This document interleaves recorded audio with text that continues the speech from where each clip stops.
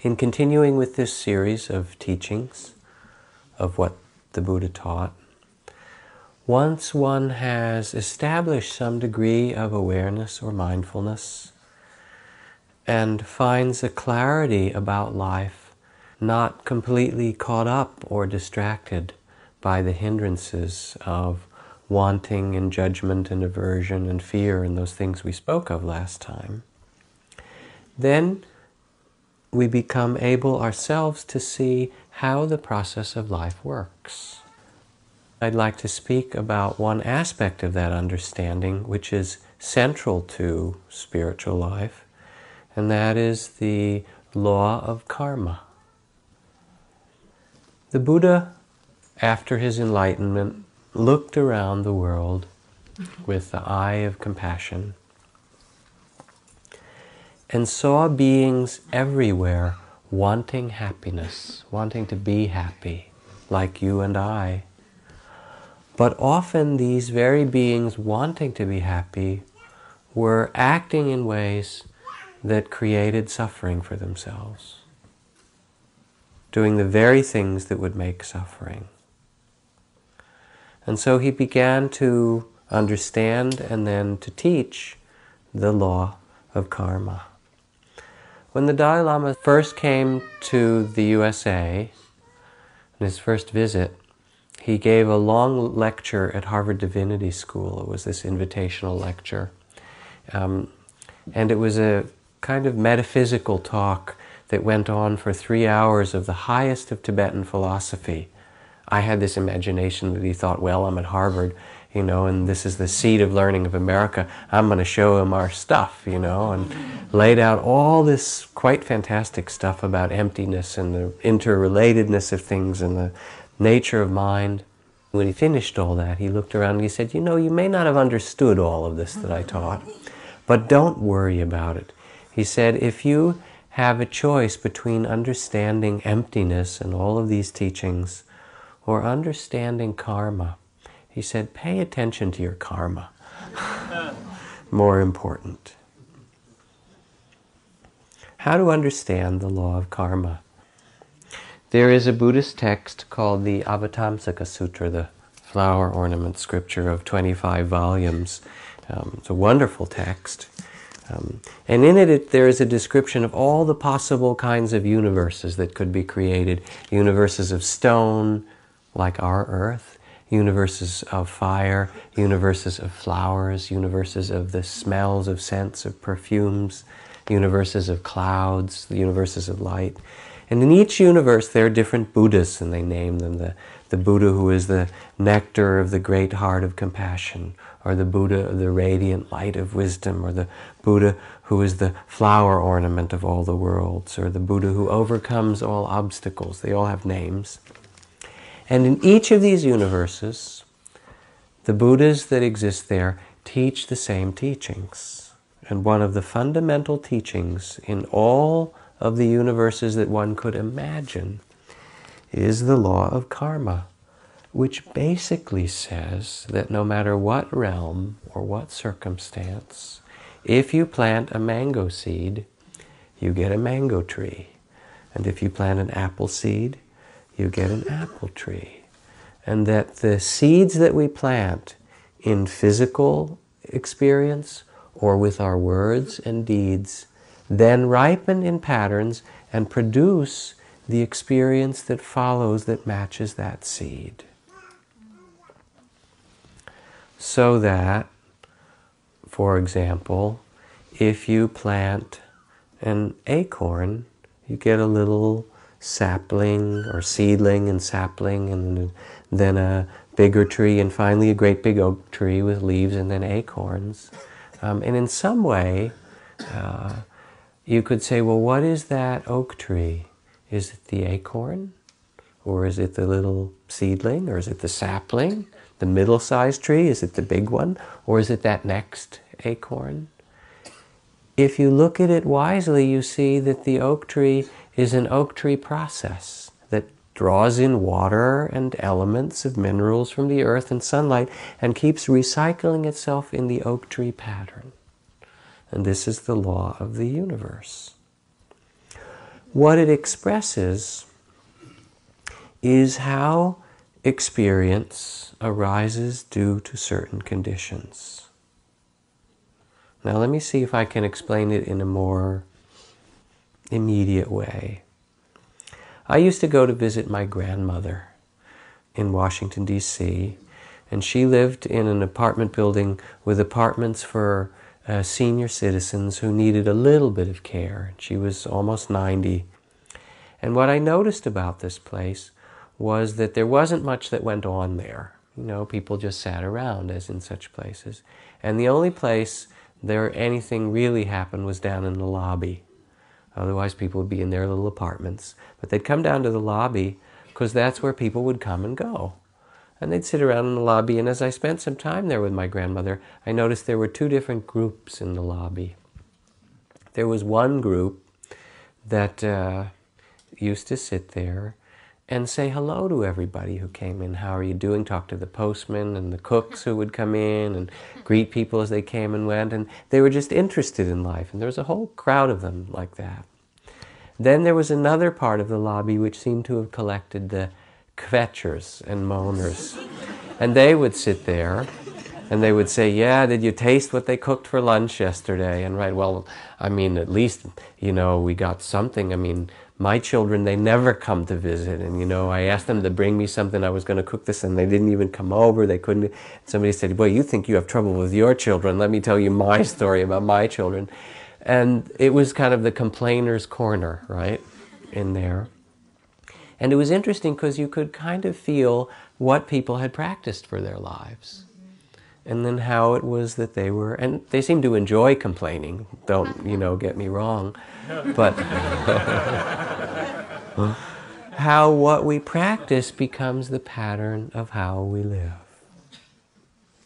I'll give you another example, because it's not always so visible to us, although it's often visible to those we live and work with. I was leading a retreat in Switzerland some years ago and tried not to be terribly prejudiced about the different kinds of people who came to practice at this retreat. There were a lot of Germans and a lot of Italians and a lot of French and a few English people and so forth, because Switzerland is so central in Europe. It was a long retreat and I was doing individual interviews with people and just trying to be open to them as individuals. But I began to notice some patterns, and after a number of days, I remarked to one of my fellow teachers after quite a ways into the retreat, I said, you know, it seems like everybody who comes in for an interview at this retreat who's from Germany is fighting some battle or struggling and trying to get it right and trying to, so much struggle. And it's different for the French people who came in. Most of the French people who came in were more laissez-faire, one would say, you know, who gives a shit, you know, it's kind of, maybe it's okay, maybe not it's okay, you know. And it was kind of this more existential attitude toward the meditation. And then I noticed that every single Italian person who came into the interview had some really big emotional experience and all this stuff to talk about, and this happened and that, such a thing. Oh. So there's not only individual conditioning, but we live in a sea of cultural conditioning, of how we should be, our familial and our community and our cultural conditioning. And I won't even try to imitate what the Americans were like at that retreat. You'll have to look in the mirror for that one. So you begin to see the patterns of human life and relationships, and the thoughts and the habits gradually form character, which forms the personalities that we have. And they are very powerful forces. So that in Buddhist psychology, it's taught that there are roots to personality, unskillful and skillful ones. The unskillful ones are the habits of greed, grasping, or hatred, and aversion, pushing the world away, or delusion and ignorance, not seeing clearly. And they have opposites, roots of generosity, or of love, or of wisdom. And if you look at the Buddhist personality types, the way they're laid out in these ancient texts.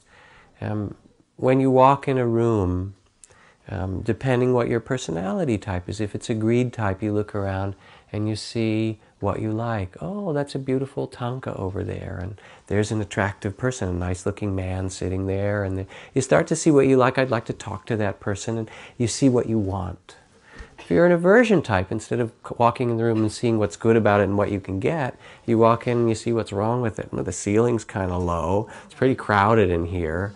You know, the air, I wish they'd open more windows, and you know, and you see everything from that pattern of what's wrong with the world. The deluded type walks in the room and says, what am I doing here? Now, what am I supposed to, where should I sit? What is this about? And there's a kind of confusion as a pattern. And it gets elaborated more than that. So one begins to look at the nature of our habits and patterns, which make up personality in some way. And then you might say, well, I hope I can fix that if you look closely, because the personality is not a pretty affair often when one looks at it. It's like looking at your body really closely, you know, in some way. But the idea is not to get rid of the personality. That's not possible. You'd have to be on some other planet. I mean, basically you come in and you get a body and you get a personality, and you more or less have to live with it. It's just how it goes, right? So it's not that we fix it. Remember what Gandhi said. He said, I have only 3 enemies. My favorite enemy, the one most easily influenced for the better, is the entire British Empire. My second enemy, considerably more difficult, is the Indian people. If you've ever traveled in India, you would understand what he meant. He said, but by far my most formidable opponent is a man named Mohandas K. Gandhi. With him, I seem to have very little influence. Right? So, you know, if you get the idea, all right, I'll meditate and I'll get rid of my personality, or I'll be some other person, it doesn't seem to work that way.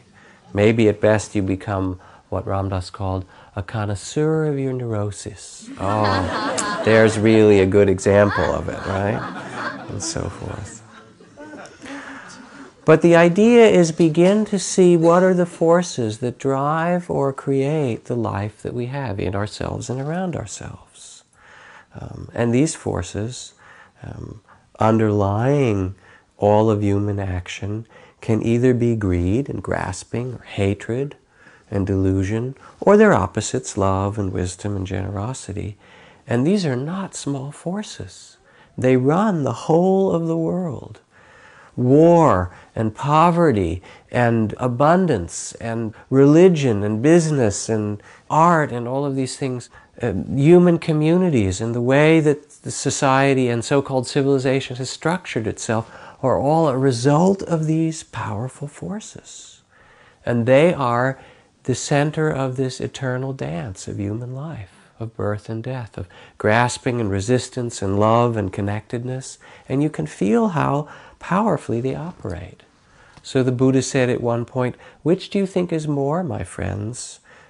The waters of the 4 great oceans, or the tears you have shed being born and dying again and again for the loss of those loved ones, for the sufferings that you have stumbled into out of your ignorance or fear or greed? Greater is the tears you have shed than the waters of the 4 great oceans through these many, many lifetimes of wandering without awakening to the nature of reality. You could take it literally, or you could take it metaphorically, poetically.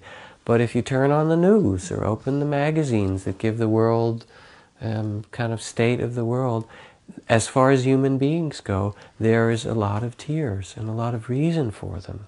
War and tribalism and, you know, the great wound of racism of our own society and elsewhere.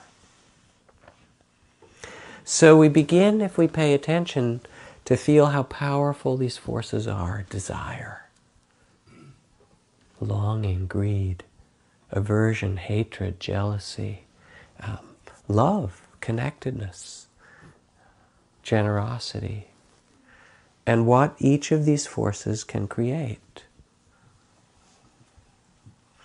Now it's said, somebody asked the Lama Chogyam Trungpa Rinpoche, if in Buddhism there's no fixed self, then what exactly is it that goes from one life to another? What is reborn if there's no fixed self? And he said, I'm sorry to tell you, it's your bad habits, right? From one life to another. If you read or study about the law of karma, it's said that the moment of death, and in a certain way, every moment is the moment of death. Every time you go to sleep and you wake up in the morning, you're born again into a new life. But this is meant also quite literally at the time of death, and you can take it for whatever it means to you. That at the moment of death, it's supposed to be very significant what the state of mind is in determining the future rebirth. So there are 4 kinds of karma that operate at the death moment. The first is called weighty karma. The second, proximate. The third, habitual. And the fourth, random. And I'll explain it. Weighty karma means if you've done something in your life that's really powerfully good or bad, that will haunt you and be there at the moment of your death. If you've killed people, if you've murdered people, that's going to be an image that's there at the time of death. Or on the other hand, if you've done some deed of great sacrifice or care or help to human beings or to life, that too will be an image that's there at death, or so it's taught. Then proximate karma. The image in the text is actually of cows in a field. There's a gate that you go through, the gate at death. And weighty karma is the bull. There's all these cows and one bull in the field. The gate opens, and who goes through the gate first? The bull, no matter what else is going on. Proximate karma is, if there is no bull, if there's no very powerful weighty karma, then it's whatever cow is nearest to the gate goes through first when the gate is opened. So this says that at the time of death, the thoughts you have, you're taught in certain meditations to reflect on good deeds that you have done and others have done for you, to make the heart beautiful, to create a beautiful state of heart to go into the process of dying. And so the state of consciousness at the time of death that's close to that, that's proximate, like the cow to the gate, is the one that has a certain effect. And if there is no strong proximate state, then it's habitual. Whatever cow is used to going through the gate first will go through the gate. And therefore it's your habits that determine rebirth. And then the fourth of these is called random karma. If there's no strong habits, then it will just be some random mind state. You know what it's like when you meditate and kind of you're sitting there opening junk mail inside, right? So it's just random then. Unless one has learned in some way to center oneself, to make the state of mind more beautiful. Now karma is also said to be somewhat complex. We tend to think of it in a very linear fashion, but it's not that way. It's hard to understand, said the Buddha in some ways, but important. It said that there are 4 karmic forces for every event, whether it's a human life, or a garden that you plant, or an artistic project you undertake, or a business that you start. And the first is called causative karma. That's all the conditions that make it happen. The planting of the seed, the opening of the business, all the people and money and ideas that you gather to do it.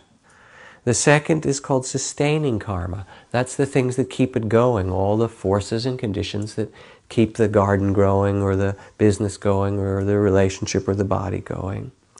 The third is called counteractive karma. You may have encountered that. Those are all the forces that start to impede or slow down a particular birth process. And then the fourth is destructive karma. So that if you have a garden, the seed is the causative karma, and the fertilizing and watering would be the sustaining karma. But then maybe a drought coming where there's not much water would be the counteractive karma. It doesn't grow so well. And then the deer that jumps the fence, or the fire is the destructive karma. There's a much simpler and significant way to understand karma. And the key to that is intention. Our experience, as we talked about in the Foundations of Mindfulness, is of sights and sounds and tastes and smells and thoughts, sense impressions that keep changing, right? Everyone has those. And what makes karma is how we respond to the experiences that come to us. When pleasure comes, do we grasp it and want more and kind of crave it? Or do we see it and appreciate it, maybe even enjoy it, but let it go when it goes? You know, when painful things come, do we react with anger or hatred or judgment or fear? Or do we see that too as part of the natural cycle of life and react in a more peaceful way? The key to karma is intention. You see, the circumstances of life will continue to change. What matters is in what patterns of response we have to the changing circumstances of our life. The things that come to us are called vipaka. It's part of the word karma, vipaka. That means the results. What we get is the results of past conditions, where we've lived, who we've talked to, how we've been in the world, what circumstances. They bring us the results that we receive every day of experiences. But the place that karma becomes important is not what karma you receive. It's too late for that, honey. You know, that's not what matters. What matters is receiving this. What kind of karma or what kind of patterns or seeds are we planting now? Here's the example. You can take a knife, a sharp knife, and plunge it into someone else's body and open their body with it as a murderer and kill them and make a particular kind of karma that's terribly painful for them, for yourself, for the world around you. You can do the same action, take a knife in your hand, plunge it into someone's body, cut them open as a surgeon to try to heal their body and still have them die. It might be an operation that fails. So physically the result is still death, but you will make an entirely different karma performing that same action of cutting the body open with a knife and having that person die. You make an entirely different karma as a surgeon than you do as a killer. Can you hear the difference? What makes the difference is the quality of the heart of intention. And it is that which creates karma. And this we can study. This is not a theory about past or future lives or things like that that you may or may not believe. You can see it in the speech and actions in your everyday life. Right speech or wise speech is one of the best places to study this law of karma. When we speak to another person, if our attitude is kind of just trying to be right or get mine or judge them or protect ourselves in some way, then very quickly we get a certain result back. Somebody else will be defensive or protect themselves or come back with a similar attitude.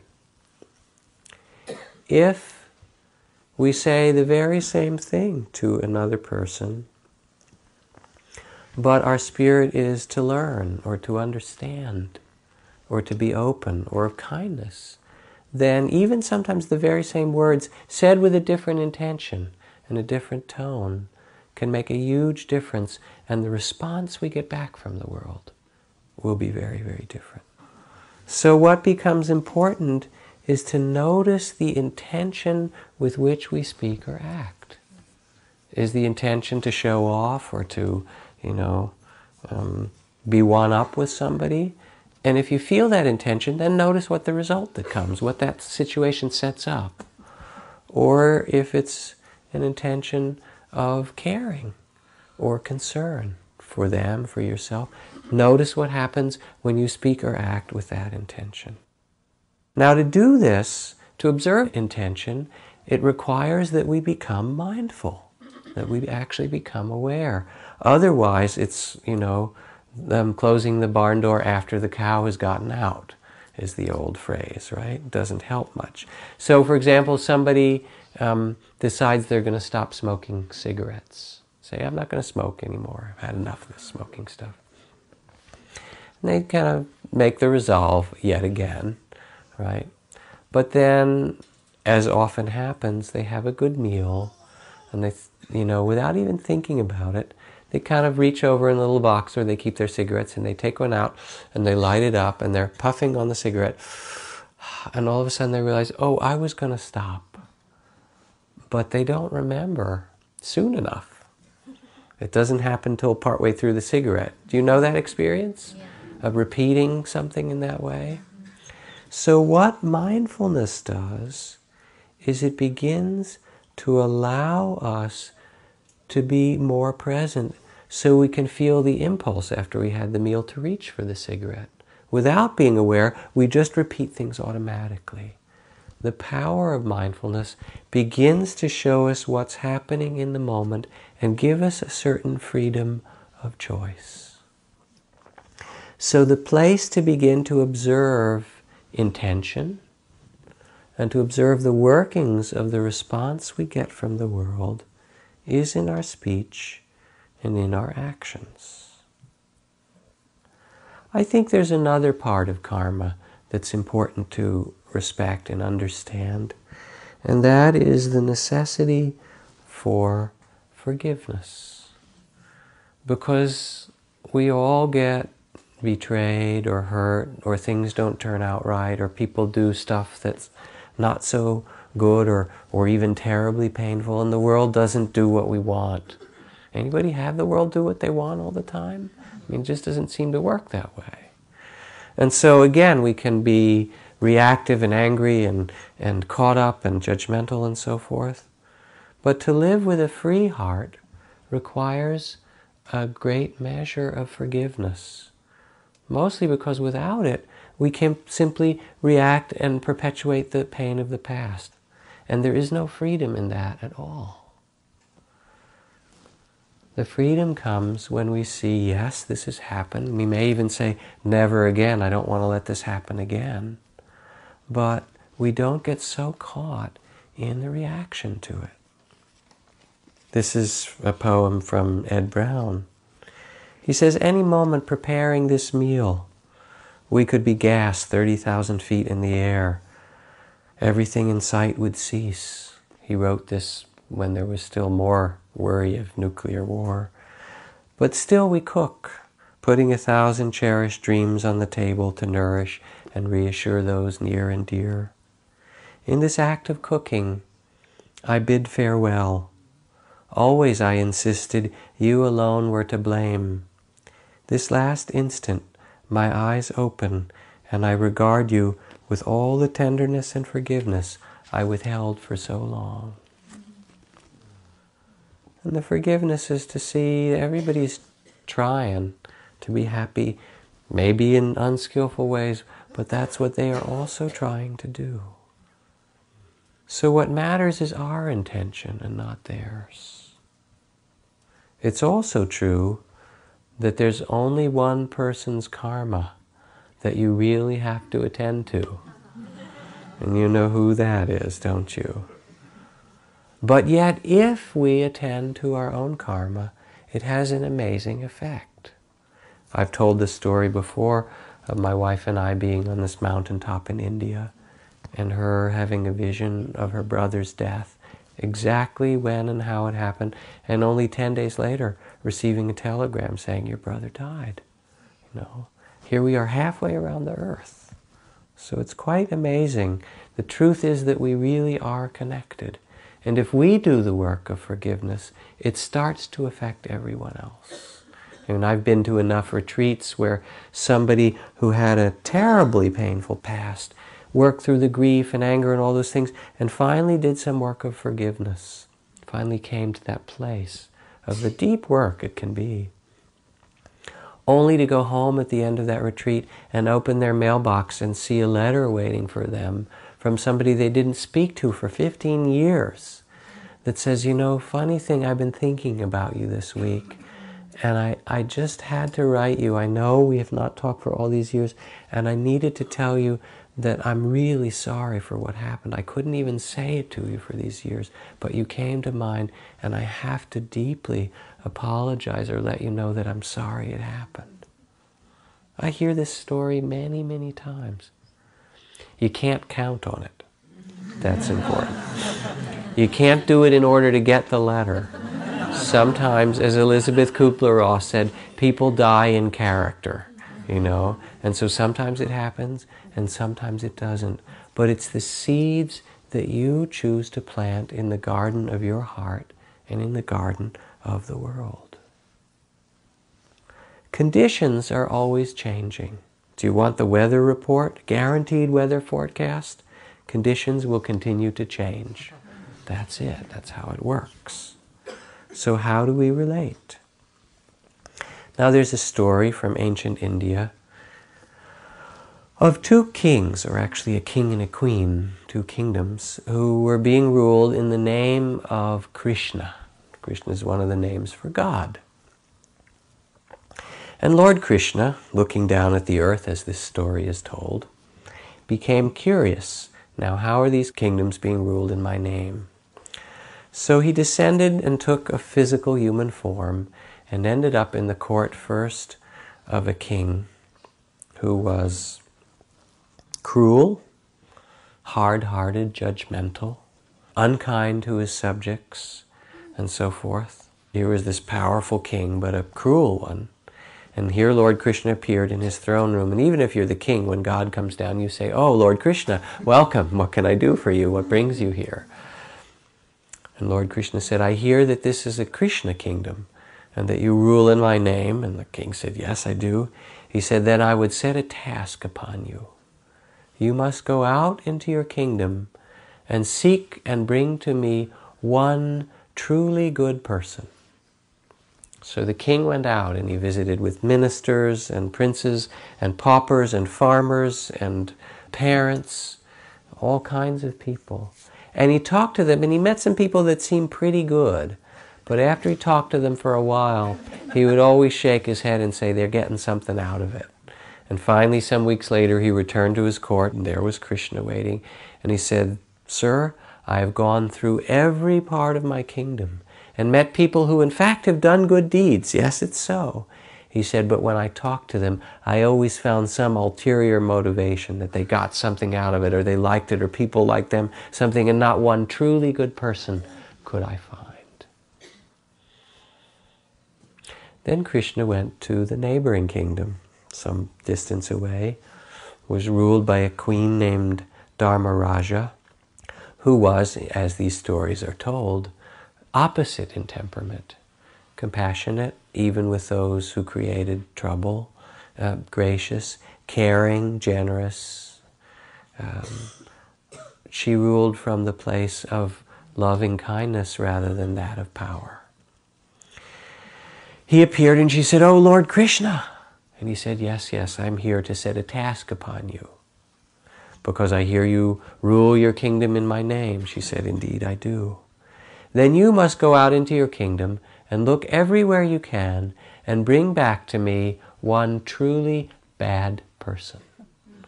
So she went and spoke to ministers and princes and princesses and farmers and mothers and fathers and doctors and everything. And after a long time came back and said, "Lord Krishna, I have failed you. I've gone throughout my kingdom and found everywhere people doing both good and bad deeds. I found people who did some terrible things. But when I really listened and got to know them, underneath it all, I discovered that they were frightened, afraid, caught up themselves, confused, and underneath it all, not one truly bad person could I find." So what is the way that we view our world? Because that will determine the kind of world that we experience. Rabindranath Tagore put it this way. He said that usually we think of the mind as experiencing the world, as receiving the senses and the impressions of the world, as a kind of passive observer, What we do not know is the mind itself is the principal tool of the creation of life. So again from the Buddha, we are what we think. All that we are arises with our thoughts. With our thoughts we make the world, speak or act with an impure mind and heart, and sorrow will follow you as the wheel follows the ox that draws the cart. We are what we think. All that we are arises with our thoughts. With our thoughts we create the world. Speak or act with a pure heart and mind, and happiness will follow you as closely and unshakably as your own shadow.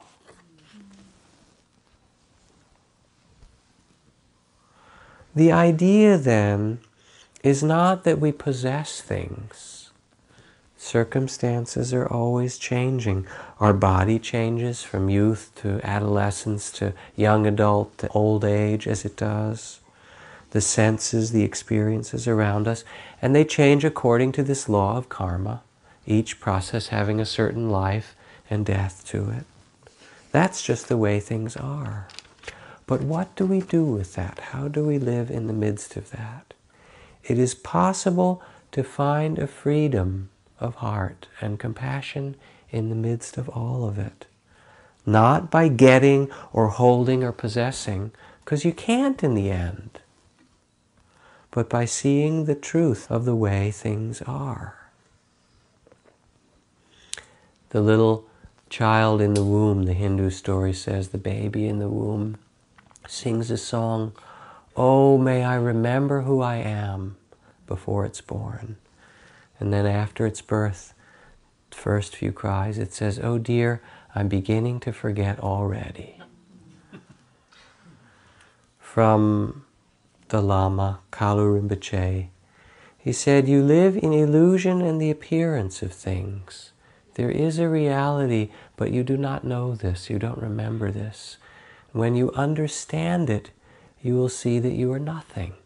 And being nothing, you are everything. That is all. Wisdom sees that I am nothing, love sees that I am everything. And the world itself, like a bubble, a flash of lightning in a summer cloud, an echo, a rainbow, a phantom, a dream, it comes and it disappears. It's always changing like a waterfall. When we see the truth of the change of life and find a place of peace that doesn't grasp or resist, but lives wisely in the flow of it, we can work with this law of karma and come to a freedom of our being. It's not overcoming the personality or making ourselves different. I mean, that doesn't work very well. You know, you can jog and, go to the gym, and therapy does help sometimes, it's true, and things like that. But, we kind of are who we are. So to rest in your Buddha nature is to see that within these changing conditions, the heart can meet them with the impulse of compassion, of letting go, of ease, of graciousness and freedom. One of my favorite stories in this regard was told to me by Sylvia Boorstein. She and her husband, Seymour, who is a psychoanalyst, psychiatrist, were quite close friends to a great psychiatrist who was the head of the American Psychiatric Association. And this man was known for his generosity and graciousness and kindness of heart and so forth. Well, it turned out in the later years after he retired that he lost his memory. He started to have Alzheimer's. And he couldn't remember where he was going and who was coming and going. You know how it was. But he was still able to live at home. And they knew him very well. They were really close friends.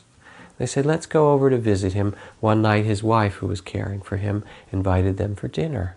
So they arrived at the door with a bottle of wine, and this man opened the door and looked at them with a kind of blank look in his face, because he knew he should know them, but he had no idea who these people were, even though they'd been close friends. And he looked at them for a little while, and he said, I have no idea who you are, but whoever you are, please come in and enjoy my home.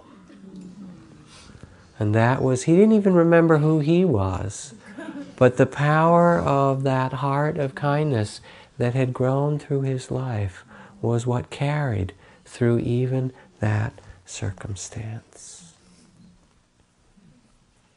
Each time we act, each time we sit in meditation, each time we speak, we plant the seeds in the garden of our heart and in the communities that we live in and on this earth of living beings.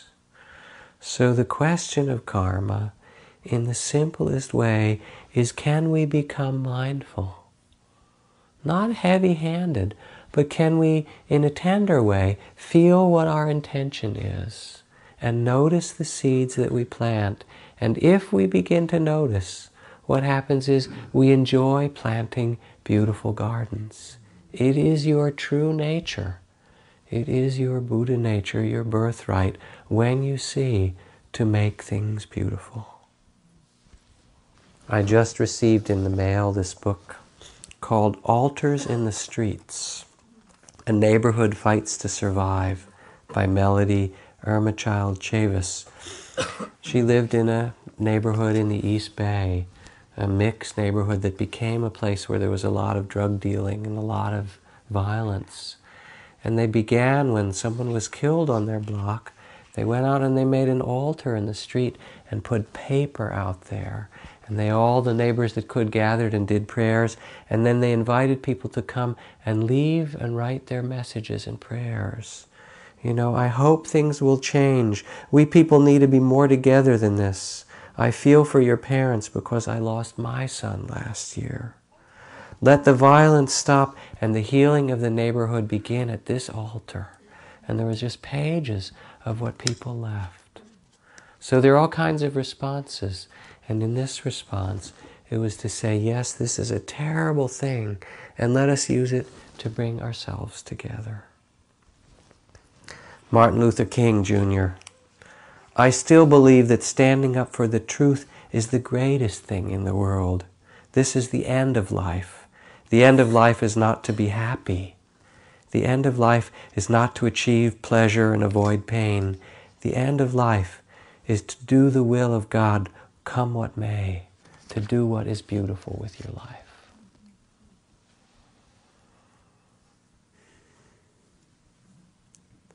The place of freedom is our own heart, our own being. And as we become more able to pay attention, more present, we can begin to see clearly the law of cause and effect and plant what is beautiful in ourselves and in the world around us. My teacher and friend Mahaghosananda, who's the head of the Buddhists of Cambodia, goes every year now for 1 or 2 months on a long peace march, a walk through the countryside of Cambodia in the places where there's still battles. And at first it was dozens of people and then hundreds, and now it's thousands that walk with him. And he's particularly concerned because there are something like 1 million landmines that were left in Cambodia. So people go out in their fields. The war has stopped. And children go out to play, or farmers go out, and nobody's fighting anybody anymore in some of these provinces, and still people are killed every day. And he teaches about karma. He says these landmines are the exterior way we can understand karma. What do we leave? What do you want to leave behind in this world? That's the question. Because in the end, what matters? Did I love well? What beauty do you leave behind?